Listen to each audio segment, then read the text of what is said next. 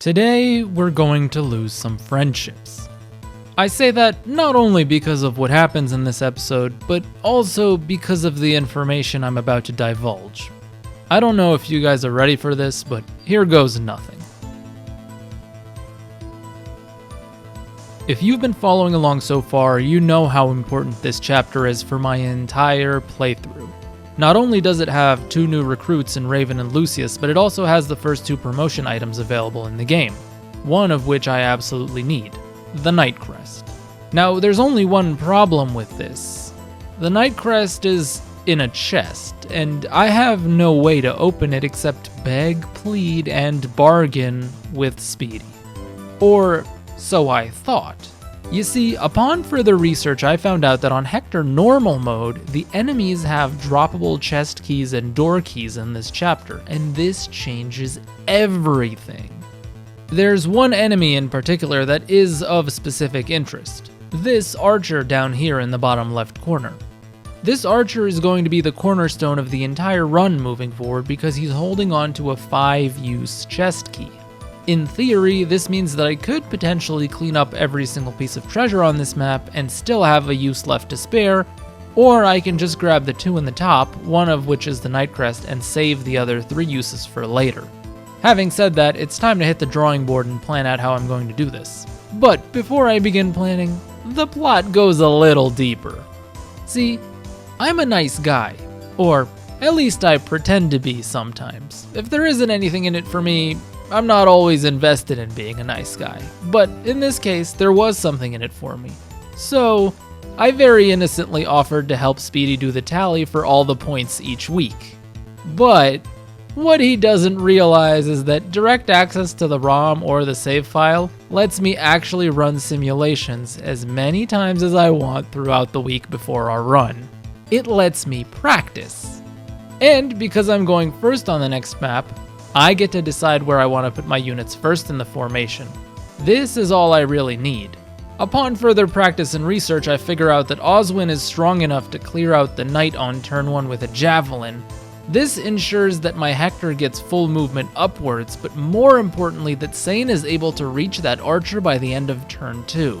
I also went a little bit deeper and I investigated a couple of undesirable outcomes. I kinda wanted to monopolize all the kills on turn 1, but I realized that Hector actually hits that Myrmidon with the axe on turn 1. More on that later, but I don't really want to kill him right now. However, there's one thing that can go wrong with this plan. And I say one because there's probably multiple, but initially, I only think of one. And that's if Speedy is sharp enough to pick up on the fact that I'm going in for the chest key immediately. The only way for him to really prevent this is to move Marcus onto one of these tiles on turn 1, and then subsequently try and get in archer range on turn 2. But I've thought a couple of steps ahead, and based on his patterns recently, I assume he'll just try and rush Marcus ahead to get as many kills as possible, while sucking away all the EXP he can. There's no way by my movement placement on turn 1 that he'll be able to actually tell where I'm going for the next turn. So in theory, this should all go according to plan. Once I have the key, Sane should be able to easily outpace Matthew to the Knight's Crest and unlock it. Based on Speedy's prior play patterns that we discussed in the previous video, coupled with the fact that he only has Marcus, Lynn, and Matthew on the map, I think it's safe to say he'll be rushing the objective for points. I'm honestly not too worried about objective points at this point in the run. They should present themselves as the run moves on, and if I set up my units now, I'll be able to play for the late game later. However, we have one other challenge in this chapter, and that's that I need to convince Jay to not only talk to Raven for me, but to try and back me up with leverage against Speedy so he doesn't kill him. So far, Jay has been very passive. He's let Speedy and I duke it out while he just hangs out in the background and does his own thing. His roster is almost entirely self-sufficient, and he doesn't need to play Game of Thrones with Speedy and I. Except, in this chapter, I need him. I have nothing to offer him but my alliance, and if he fails to back me up here, in the moment that I need it most, I don't know how much help I'm going to be willing to offer in the future down the line. Not like he'll really need it with his late game roster stacked with powerful pre-promotes, but I'll see if I can be nice to him. In my simulation, I noticed that, going back to the Myrmidon that Hector hits, that if I leave him alive instead, I can let Jay feed a kill to Elliewood, which he sorely needs at this point. Maybe that'll be enough of a peace offering to at least show him I'm willing to do business if he's got my back. This is the pivotal chapter, guys. The entire run rests on the shoulders of acquiring that Knight's Crest, and that's priority number 1. Let's do this. Have you ever heard the saying, if it can go wrong, it will go wrong? I planned and schemed, and you know what? I'm just gonna come out and say it, but I almost completely threw this chapter because of one major mistake. I underestimated Speedy. As I predicted in the last chapter, he very quickly rushed Marcus up, which let me easily grab my chest key, but what I didn't predict was that today, he had chosen violence. Until now, we had mostly cooperated and been nice to each other, or at least neutral.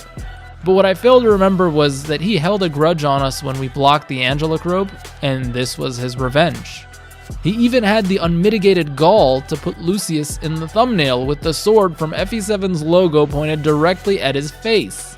In an absolutely remorseless display, Speedy equipped Marcus with the Silver Lance and just put him in range of Raven. He killed him in one shot. I was shattered.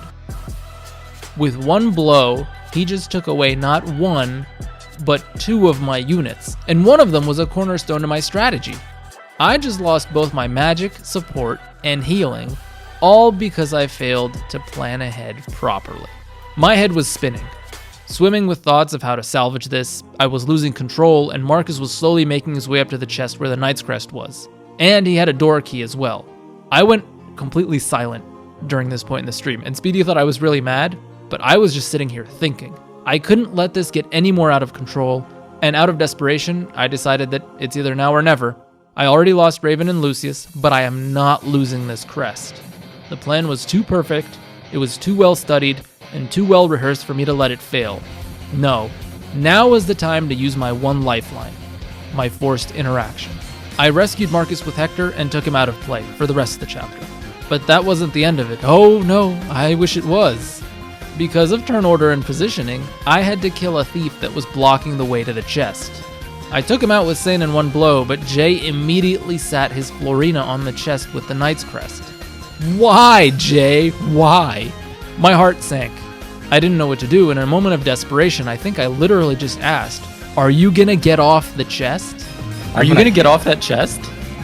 It was already bad that he didn't back me up in trying to bargain for Raven's life so that I could recruit Lucius, and now he sits on the chest?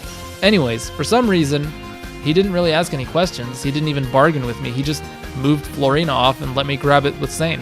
With that done, I was able to get it and the silver sword next to it, as well as seize the throne and claim the objective points, but not without Speedy playing a little bit of spoiler and sniping the boss kill away from me with Lyn at the last second because of a Hector miss. If that sounds familiar, that's exactly what happened at the end of Lyn mode with Urk sniping the kill away from Lucius. Oh well, the mission was completed. Knight's Crest was our number 1 priority and we got it, but there were a lot of casualties along the way. Losing Lucius was a huge blow here. He was my captain and he carried me big time through the Lyn mode section. I'm not taking this loss lightly. Speedy will pay for this. And Jay? Jay didn't back me up. He had the power to swing the recruitment, but he said nothing. I'll let him think he's in the clear for now, but I never forget.